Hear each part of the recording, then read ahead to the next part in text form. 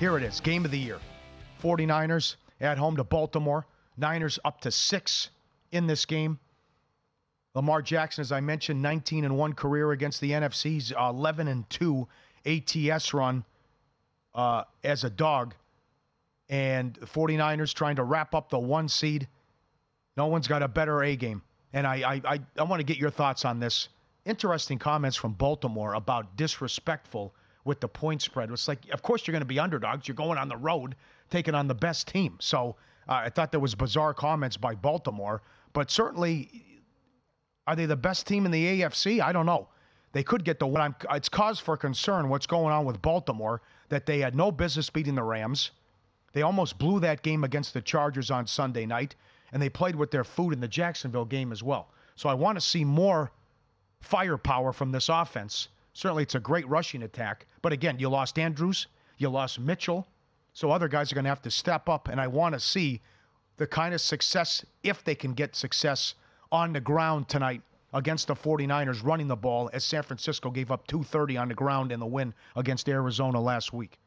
Yeah, no question. And I like the Ravens a lot better in the road dog role. I never want to bet the Ravens when they're home favorites. We see them, fall flat as favorites too often, too many times. But when they go on the road, they're a different team. And I think Lamar Jackson made some interesting comments about that last week. I referenced this story on my Friday night show, and I think I know what you're talking about, where Ravens players were saying they felt disrespected by being the underdog in this game. Yeah. Obviously, these guys who were quoted in the story, the players, know nothing about odds making. You're not going to go on the road and be a favorite in San Francisco. Yeah. That's not going to happen. But Lamar Jackson said, quote, "I believe we play better when we're doubted and people aren't picking us to win the game. I don't want them to pick us. I like being the underdog." And I like to hear Lamar Jackson say things like that, because one reason I'm an underdog player is I think a lot of times the underdog is going to play with more edge. People say chip on the shoulder, however you want to put it. But I think that's especially true with the Ravens. When they're in the dog role, they play with a lot more of an edge. And when they're at home as a favorite, a lot of times they come up a little bit flat. So I like them in this situation tonight in San Francisco. How about 7 straight Monday Night Dogs winning outright, the longest streak in NFL history? Does it continue? I'm not going to go that far. All right, it's right. It is historic. I can't believe it. And here's the graphic. The Broncos in Week 10, catching a bunch, beat the Bills. The Eagles beat the Chiefs 21-17. The Bears beat the Vikings. The Bengals beat Jacksonville, double-digit dog. Both came in Week 14. The Giants, Tommy DeVito got me, and beat Jordan Love.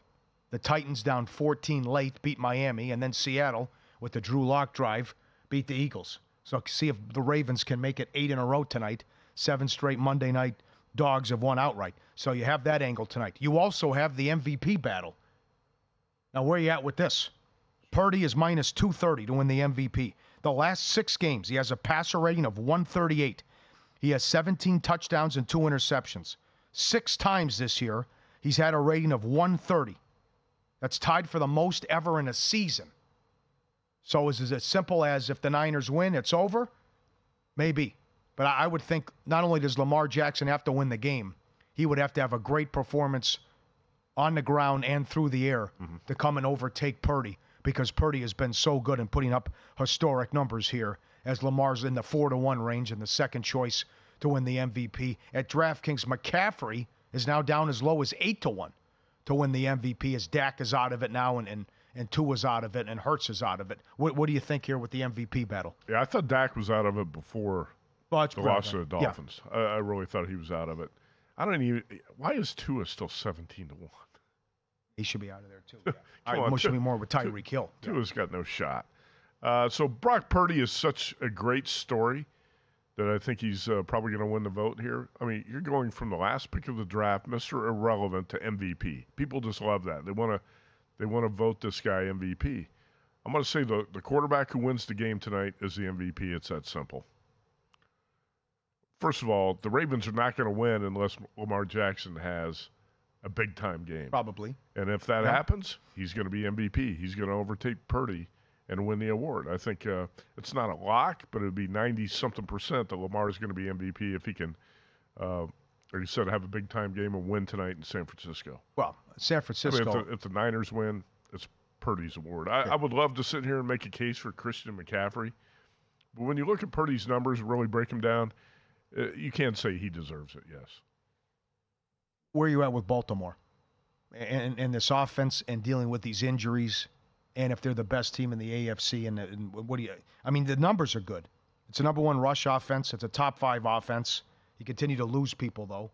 And, it's a guy who only has 17 touchdown passes, too. On the flip side, I'm shocked. It's been this way the whole year, though. It's a top 5 defense and the number 1 scoring defense in the NFL. And they've had the lead entering the fourth quarter in every game. That's right. So this They've rarely trailed this season. I know. Talking about the Ravens. Here's another thing about the Ravens. They're 5-1 in true road games, 6-1 away from home. And you mentioned the number on Lamar Jackson that I think is very telling, and I love this, that he is 9-4 straight up and 11-2 against the spread as a dog.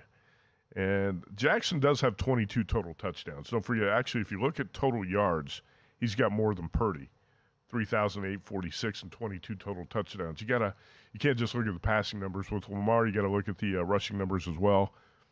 Purdy still has better numbers if you stack them up side by side. Where do I stand with the Ravens? Best team in the AFC, but not infallible.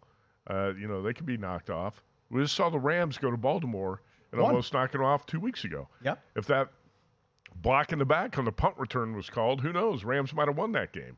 And that's how the Ravens won on that punt return, and there was an obvious block in the back. But I will say that the Buffalo Bills are going to be a dangerous team in the playoffs. I agree. Is everyone playing for second place? Can you believe the odds in the future market on the Niners? They're as low as 2-1 to win the Super Bowl. And down the street, again, we've talked about, they're like minus 140. You have to lay $140 to win 100 to win the NFC. I know. But you saw what they did against Dallas and Philadelphia, so it wasn't even close. You look what the Cowboys have failed to do on the road. You look at the Eagles' problems. Yeah, I think the Niners deserve to be at that number. You have a future on the 49ers, don't you? Yeah. That's what I thought. Yeah. You got to feel pretty good about that one. 27,000. Yeah. The blackjack. Was it like, at that point, was it around I got him 6 to 1? It was 7-1. 7-1? Plus 720, I think. Yeah. You got to feel pretty good about that. But it's... Barring an injury, let's say, if there's an injury. Football's a game of attrition. He's have injuries all the time. If McCaffrey goes down, who knows? Then all of a sudden the playing field is leveled. Sure. So anything can happen. Yeah, but it's just these next 2 games are enormous for Baltimore because they can still go to the Super Bowl, but if you want to, you get the 1 seed. You figure to lose this game tonight, and then you play Miami. Yeah.